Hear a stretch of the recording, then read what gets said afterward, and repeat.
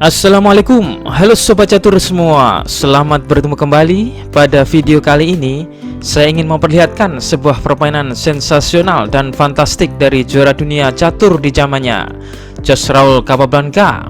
Dan ini adalah salah satu partai terindah dan instruktif dari Capablanca, di mana pemain dari Kuba ini menunjukkan serangan gila dengan memainkan 4 pengorbanan luar biasa. Game ini terjadi pada tahun 1935 saat Capablanca bertemu dengan Angel Ribera Arnal. Oke, mari kita saksikan partainya yang amazing ini.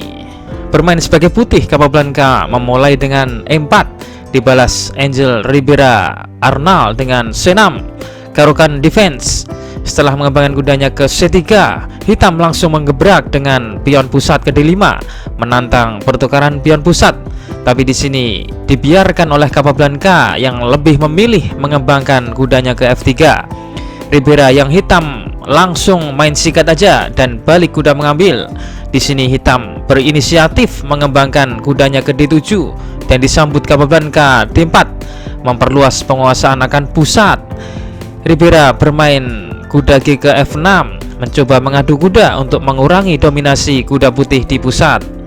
Capablanca tidak mau bertukar dan memundurkan kudanya ke G3, dibalas E6, langkah yang membuka perkembangan gajahnya untuk keluar sehingga Raja Hitam dapat melakukan rokade.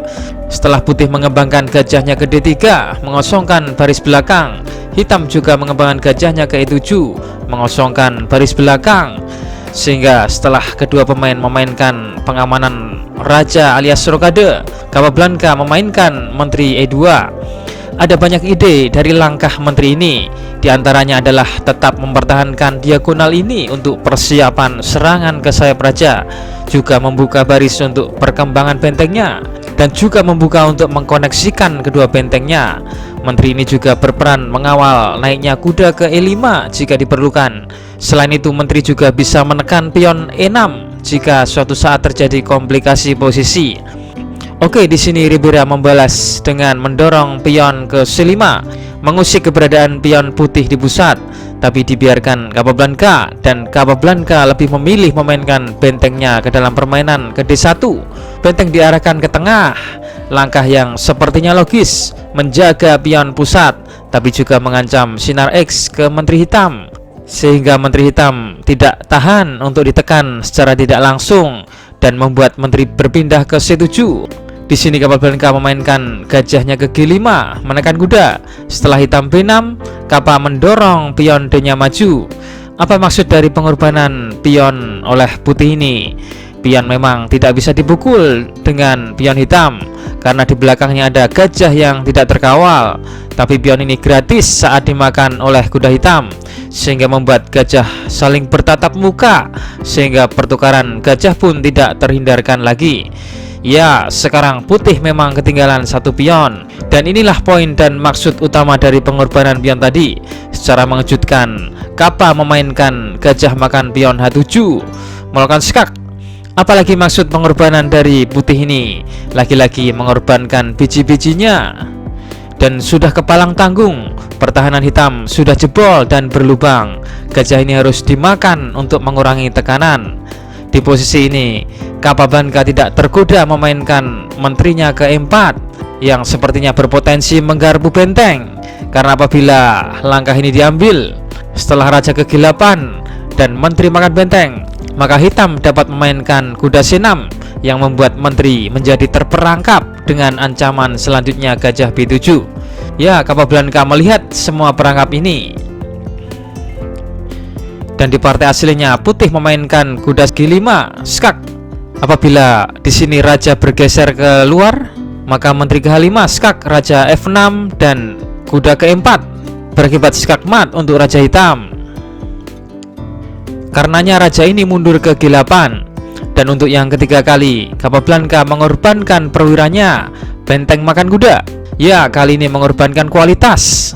Ternyata maksud pengorbanan pion tadi adalah membuka file D agar benteng dapat melakukan pengorbanan sekarang, di mana apabila ada kuda di sini, maka kuda dapat melompat ke F6 yang dapat mengawal petak H7. Setelah hitam memakan benteng ini dengan menteri, putih memainkan menterinya menusuk melalui H5. Dan inilah poinnya, Langkah ini akan sia-sia apabila ada kuda hitam di F6 yang dapat menyerang menteri dan mengawal petak H7. Sekarang datang ancaman mematikan ke petak H7.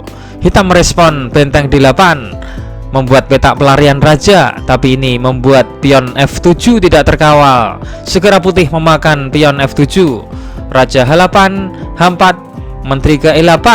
Hitam menawarkan pertukaran menterinya untuk mengurangi tekanan. Dan di sini Capablanca memainkan langkah cantik kuda H5. Di posisi ini apabila terjadi pertukaran menteri, maka kuda makan menteri. Selanjutnya kuda ini akan menggarpu benteng dan permainan sedikit berimbang dengan hitam kalah satu pion.